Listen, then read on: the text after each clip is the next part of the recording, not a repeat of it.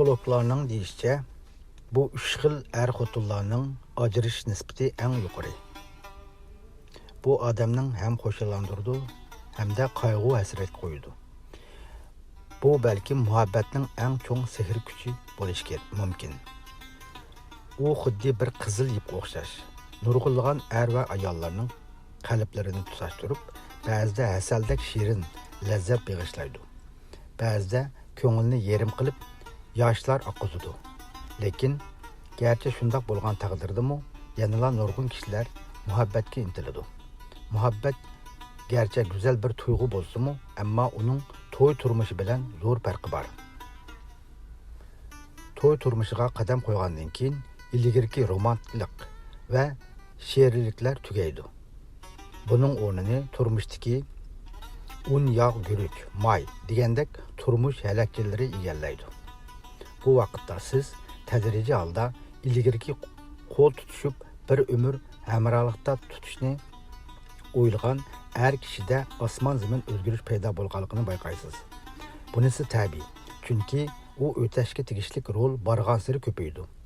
Bu vaqtda sizda ajrashib ketish xiyoli paydo bo'lgan bo'lishi mumkin.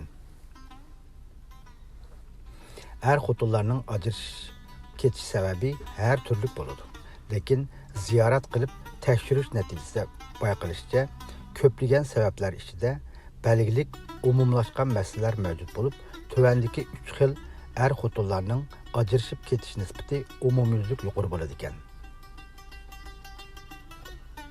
3 xil qarashi o'xshamaslik, 3 xil qarash, kishilik hayot qarashi, qimmat qarashi va dunyo qarashini ko'rsatadi.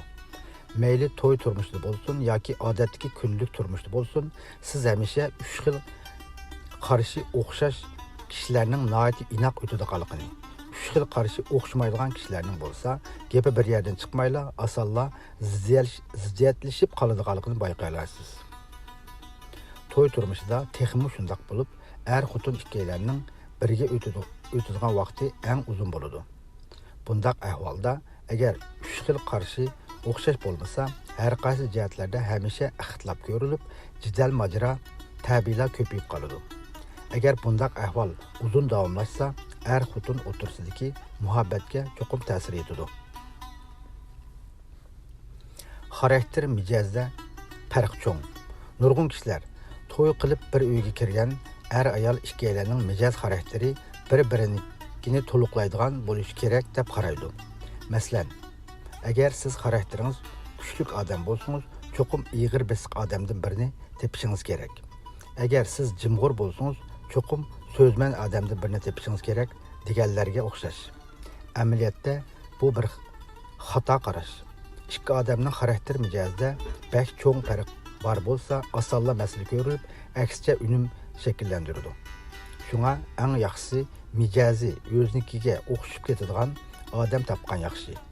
Buningda qarshi tarafning o'y xiyolini texim aniq bilib yetalaymiz. Ikkalarning muhabbati yetarli cho'nqir emas. Hozirgi jamiyatda chaqmoq tezligida to'y qilish ko'p uchraydigan ahvol bo'lib qoldi. Nurg'un oshiq-mashqlar muhabbatlashib uzun o'tmayla to'y qiladi. Ammo to'y qilib bo'lib uzun o'tmayla pushaymonni boshlab, yana nihoyat tezla ajrashib ketish yo'liga qarab mangdi. To'y turmushi haqiqatan qiyin. Choch oqarg'icha qo'l tutishib birga o'tish uchun o'ttirliqda nisbatan cho'nqur muhabbat bo'lmasa bo'lmaydi. Faqat shundoq bo'lganda ikkalan ondan umrining oxirigacha bir-biriga hamroh bo'lib o'talaydi.